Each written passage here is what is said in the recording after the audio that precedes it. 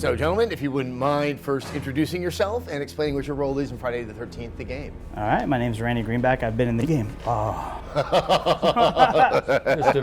just to break the ice a little bit. Sorry, go ahead. That's how I felt. I get a little taste. Thank you. I'm not right in the head. That's an honor. My name is Kane Hodder. I played Jason in Friday the 13th, parts 7, 8, 9, and Jason X.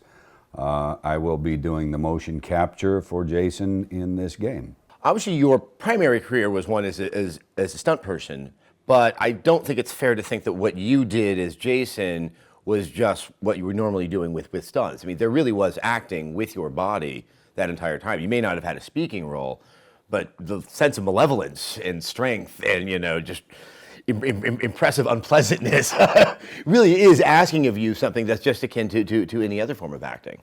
Really, and even more difficult in some ways, because you ask any actor what are the two main tools you use to be intimidating, and it's your facial expressions and your voice. Now take those both away and play a character like Jason and still look intimidating, huge challenge. And so often people approach it trying too hard. That's how I term it. It looks like they're acting to me. It doesn't look natural. So it's such a fine line to look super intimidating and just like you're about to do something without making it look like you're trying to do that. He's the team's, favorite Jason, hands down, but he's also the fan favorite, right? Everywhere you go, I mean, you read online, watch any horror documentary or go to a horror convention, and it's Kane, right? So there was no doubt who we had to go with for our motion capture, because it's so important that the movements there, I mean, that brooding motion, his heavy breathing, like the whole nine is all part of the aesthetics, and it's become part of the franchise, and it's become part of the popular culture's memory of Jason, right? So to have that represented in the game by the guy that actually did it and actually achieved all those results is amazing. So it's like it was the easiest choice ever.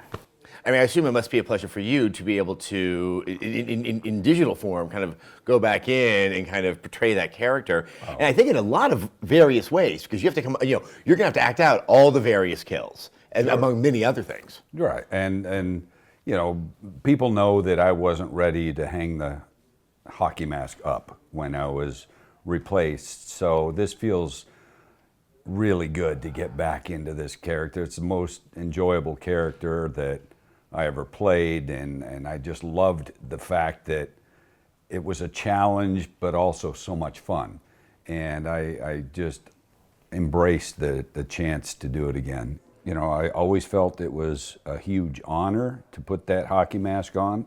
I always felt that, I always will feel it, and I just wanted to do whatever I could to do justice to the character. This is a rather unique use of motion capture. I mean, we see it a lot for games with really elaborate cutscenes where there is more formal acting that's going on, or we might see some just for the animations of fairly non-memorable, at least aesthetically, characters in a Call of Duty game or something else like this. But this is a multiplayer game where this character is there throughout the entire session and is really the emotion of the game playing session is coming from the fear coming out of it. That sounds like a lot on you guys. I mean, Jason is the driving force of the game. Every match, he is the dispersal agent. Like if counselors are getting together and they're trying to team up and they're trying to throw Jason off, like Jason gets in there, breaks up the plan, everybody goes running and everything is crazy. But you have to have that intimidation, and you have to be able to instill that fear, and you have to be able to bring that through digitally, and being able to go into a mocap studio knowing that the guy who knows how to do it best is going to be there getting these moves recorded and getting our data set in nice clean takes. Like he knows what he's doing, and he's able to get in there and bring in stuntmen so that he can actually rough them up a little bit. And because a little bit. You got to sell it, right? Oh yeah. I always said any of the films that I did as Jason, I would always warn the actors, and they always thought it was kind of a joke, but I was very serious, saying, when it comes time for your death, it's not going to be easy. It's not going to be comfortable. It's going to be a little rough. I'm not going to hurt you, but it's going to be a little rougher than you expect. And sometimes they were quite tentative about it, but then when they saw the final products, oh, I'm so glad you did it like that because it looks so much better. So, you know, another fine line to walk. Be rough with people, but not injure them. Now, an interesting aspect of sort of portraying Jason in the game is you don't have the benefit of editing and sort of camera shots. So unless the player has somehow gotten to a very odd position, you don't get the benefit of a close-up just on Jason and the hockey mask. Mm-hmm. That you need to think about the physicality and the mocap being seen from sort of any perspective at any time, and obviously it's happening because human beings are controlling the characters. We have to ensure that this is going to look good from every angle, and it's an amazing challenge to undertake. But you know that's why it's so important to get the animation right? Because you're going to see the kill as Jason from his point of view. You're going to see it from the counselor who's actually dying's point of view. You might have other counselors that are looking on in horror as this has happened and this grisly murder has happened right in front of them. And it has to look good from every one of those aspects. Or people who are dead who are just viewing from the lobby, watching what's happening inside the game. Yet another place, right? So it is a technological challenge, and there is a lot of work that goes into it, but we've already been playing around with it, and things are already looking good, and this, you know, before we come out, we have time to make it even better and get the motions in with Jason there and all the feature kills, and it's just going to be amazing.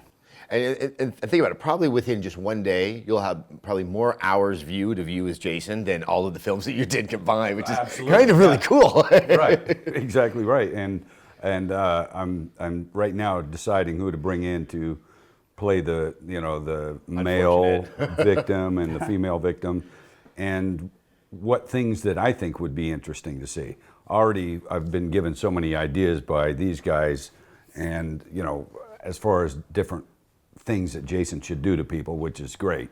But I just think I always liked the hands-on kills as opposed to the super power type. Yeah. You know, the hands-on ones, and especially when you kill someone with something that's not even a weapon, like a sleeping bag. I mean, that's pretty creative you know, are we going to do the sleeping bag? Oh, I sure hope so. A lot of people have been asking for this. I do not want to be in the sleeping bag. And that was not an easy scene, by the way. When we shot that, it was one of the more difficult scenes in Part 7 because I had prosthetic hands, which are foam latex, so you can't get a good grip. It was a nylon sleeping bag with a 90-pound dummy in it. And trying to look powerful doing that, I was getting frustrated and pissed off that I was losing my balance and stuff. So then I really started whacking it because, you know, I hit it like 5 times against a tree in each take, but they only used the one first hit. But yeah, it's an iconic kill. When it's something that's not a weapon, I think that's pretty amazing. What do you think of the idea that many people are going to get to experience Kane Hodder playing Jason? So it's almost like you're sharing what you got to do now with a lot of people. I mean, Is it creepy? Is it exciting? What does that feel like? No, it's not creepy at all. I think it's extremely exciting because, you know, over the years, fans have always asked me, how does it feel? Well, you know what? You're going to get a little taste of how it feels now to be in my shoes doing these things. So I think from a gamer, horror fan standpoint, that's like the best. Yeah, I think so too. Yeah, and just imagine, like Kane's killed a lot of people on film, right? Mm-hmm. Just imagine how many millions of people he's killing now, right? That counter's going to rise so fast, and hopefully we can track that and let people know how many kills he's made. You know that we have come to the conclusion that I have murdered more people on film than any actor in history. Oh, I didn't realize that. Between Friday the 13th and Hatchet. Murder, yes. Because you got the 4 Friday movies, the 3 Hatchet movies.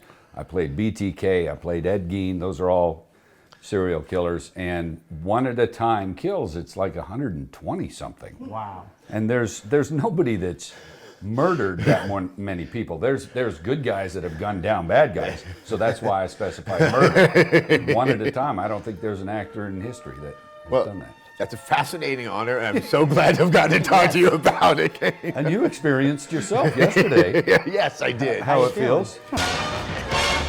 Gotta watch your back.